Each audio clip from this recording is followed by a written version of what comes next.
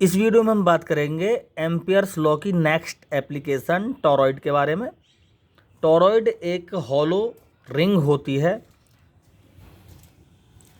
Hollow ring, जिस पर कोई मेटेलिक वायर वाउंड रहता है कुछ इस तरह से। ये इस तरह से वाउंडिंग है इसकी।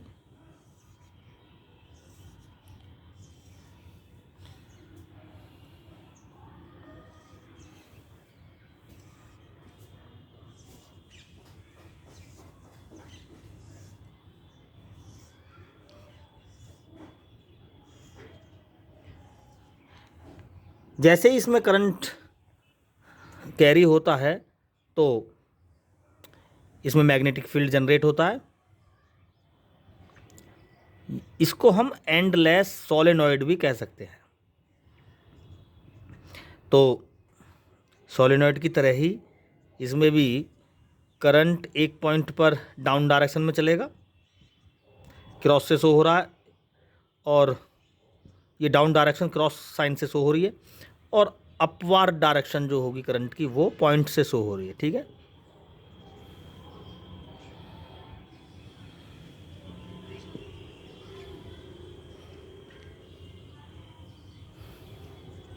इसमें मैग्नेटिक फील्ड फाइंड करेंगे हम। करंट इसमें कैरी हो रहा तो समझो मैग्नेटिक इफेक्ट ऑफ करंट की वजह से मैग्नेटिक फील्ड जनरेट होगा इसमें।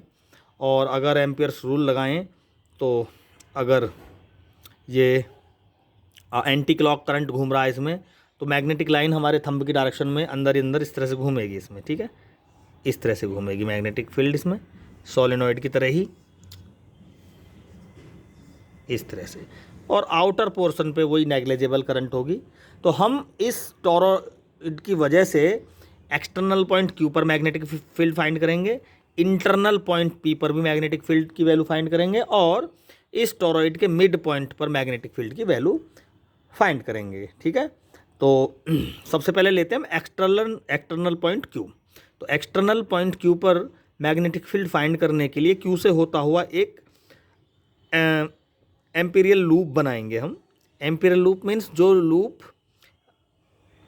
क्यू पॉइंट से होता हुआ जाए, और ये लूप स्क्वायर में भी हो सकता है, लेकिन स्क्वायर में पॉसिबल नहीं है। सिमेट्री जो बैठेगी इसमें, सर्कुलर फॉर्म बनाऊंगा तो इसकी सिमेट्री शो होगी। ठीक है, ये लूप बना दिया हमने। तो कहाँ पर? एट क्यू पर। एट क्यू पर तो यहाँ पर हम अगर आप एम्पियर्स लॉ लगाएं तो इसका थोड़ा सा line integral DL line element बना लेंगे। तो line integral of magnetic field जो होगा वो म्यू नॉट आई नेट। ये आई नेट इफेक्टिव करंट है, जिसकी वजह से हम यहाँ मैग्नेटिक फील्ड कैलकुलेट करेंगे। तो इफेक्टिव करंट जो होगा वो इस टॉरॉइड का टोटल करंट होगा। तो इस पॉइंट के लिए कुछ करंट की डायरेक्शन तो देखो अपवार्ड डायरेक्शन में है, और इस पॉइंट पर डाउनवार्ड डायरेक्शन। तो जितना करंट अपवार्ड डायरेक्शन में शो हो रहा है उतना ही डाउनवार्ड में होगा। तो नेट करंट क्या होगा यहाँ पर? जीरो होगा। तो बी डॉट डी एल जो line integral magnetic field zero होगा। तो एक्सटर्नल पॉइंट पर मैग्नेटिक फील्ड की वैल्यू क्या हो जाएगी? जीरो हो जाएगी। ठीक, अब बात करेंगे इंटरनल पॉइंट पी की बात करेंगे। तो पी पर मैग्नेटिक फील्ड फाइंड करने के लिए पी से होता हुआ लूप बनाएंगे। तो लूप तो कुछ ऐसा ही बन सकता है, इस तरह से बना लो। तो इसके अंदर कोई करंट है नहीं, तो यहाँ पर जब करंट नहीं है तो पी पॉइंट पर B dot D L mu naught into I zero है। तो म्यू नॉट इंटू जीरो, तो ये जीरो हो गया, और अंदर भी इसके मैग्नेटिक फील्ड की वैल्यू जीरो है।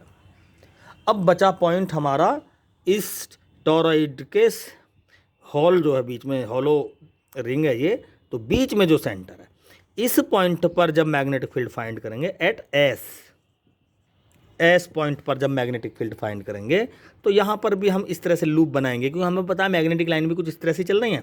तो हमने लूप भी कुछ इस तरह से बना लिया सर्कुलर फॉर्म में।